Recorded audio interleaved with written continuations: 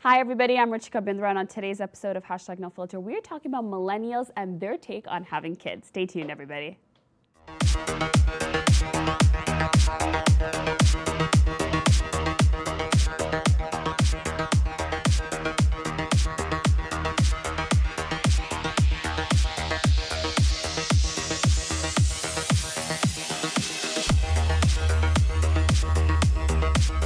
Welcome back, GTA and Toronto viewers. We are on #NoFilter talking about children, millennials, and their take on having kids. Do they want them? Do they not?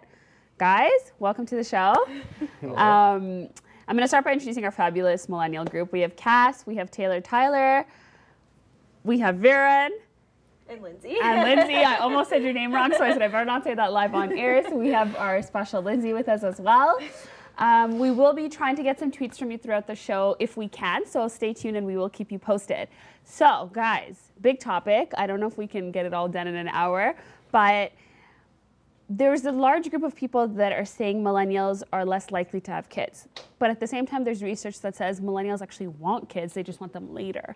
What is your take on this? I think that millennials do want kids, but again, we're having them much later in life. Why? I have no idea. Okay. I think it's just the way society's changing. That back in the day, you were just expected to graduate and then get married as soon as you can. Right when you're married, you're supposed to have kids.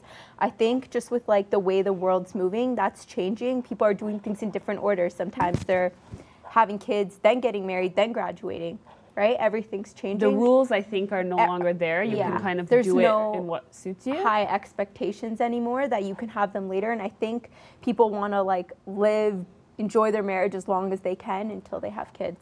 That's a good idea. What's your take? It's also just that like there's not really too much pressure to have it anymore. It's not like we're dying at 40 or we're dying at 50 or 60. We're living to 100 and we're doing just fine. We don't need kids to keep us sustained or to keep us healthy anymore. There's also the fact that in the terms of which we've grown up has gotten slower. We're slower getting through college, we're slower getting a house, we're slower settling down, so who has time for kids? Why do you think that is? Oh, I mean, in a generation where everything is supposed to be moving ahead, technology's ahead, it's modern science partly is ahead. the housing market. No one can buy a house if you can't. But that's only in Toronto. That's a very subjective view, right? Because if you go to Ottawa today, or you go to Montreal, a second hub, or you go to even somewhere in Nova Scotia or Alberta, housing prices are high, of course, because Canada has a good housing price market, but it's not like a millennial cannot afford it, right? That's just a Toronto situation or a Pacific or a Vancouver situation. It's not necessarily, I think, a situation all across Canada, because I think if people are that desperate for kids or really want kids, besides people in Toronto, they're still going to be able to afford and have them, right? I think it's just the housing market in Toronto is taking a peak. Yeah, but I think that has a big impact on it because like young people who are just getting married or just graduating, whatever, like they want to stay in the loop of the city. They want to be all probably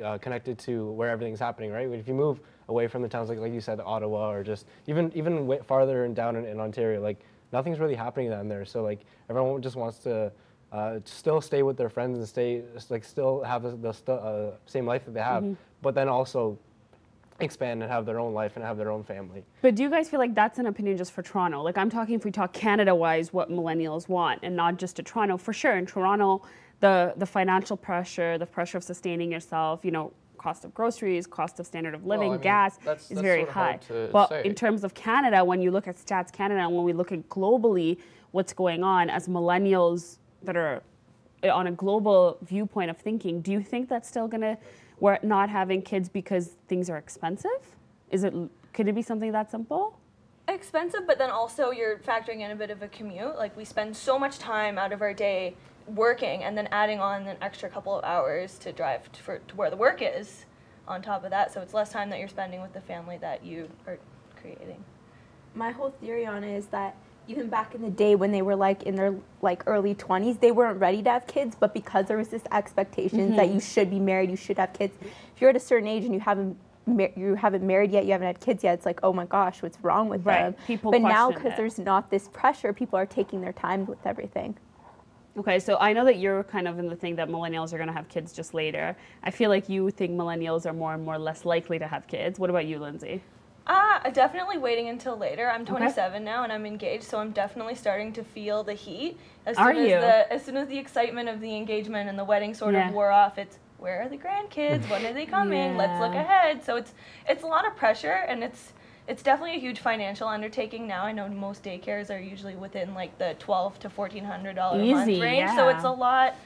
I mean, most people make it work, but it's still a really big thought process. Varen, what's your take? Kids? No kids? Yeah, I think everyone always wants to have their own family and their own kids. I think, well, for the majority, I mean. But yeah, like adding on to that, like it's just a lot. People just have way too much going on in their early 20s or late 20s that it's not the right time to have kids. Like you're busy managing two. So you think later is better? Yeah. When you're more saved, you're more established. Yeah. Do you guys feel? My personal opinion, I think like you need to be a little bit settled, have like money in the bank, a good place to live, and then start your family, because if you can't like support yourself or support, and you're only living on. And I think whatever, that goes down right? to the way millennials have been brought up, right? A lot of them have seen their, for example, immigrant parents or even just parents doing very average jobs, trying to budget, trying to say, okay, this weekend we won't do this so the kids can do this. And they kind of saw that struggle, right? And so they were kind of like, okay, why did they take all this pressure? They should have just, we're very, in one way I say millennials don't overthink. We've lost that emotional connect and we're very black or white.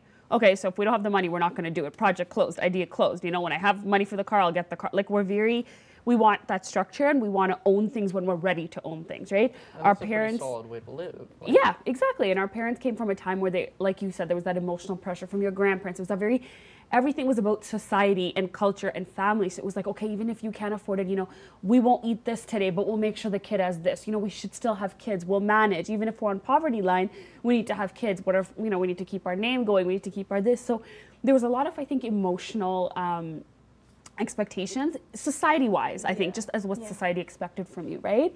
And I think now, it's almost like there's nothing that goes and there's nothing that doesn't go. It's almost like a free society where you do what's right. And more millennials are thinking, if I'm 30 or 35 and I'm married, but we're both at very average jobs and we haven't been able to save for whatever reason. Let's say the couple had to get a car, they had to move. How am I going to have this child? Things like daycare, paying for them, taking care. Don't forget, a lot of parents are more educated on something as simple like nutrition. Right? So things like our parents didn't know, we grew up on eating different things. Now people are more conscious. The health is like this new trend. So it's also like, okay, in order to afford the foods that I want to feed my child, to nourish them, they feel like they have to spend more. So I think today, because things have changed too, they want everything, if they're going to do it, to be done right. And that perhaps could be a reason that I think people are having kids later. On the other side of the break, though, we're going to talk a little bit about what impact this could have. There used to be a generation which would say, don't have kids too late because you won't be able to connect with your child. You'll be 80, your kid will be 15. You'll lose that relationship for them to learn from you and you to learn from them. Stay tuned, everybody. On the other side, we'll keep talking about kids and millennials.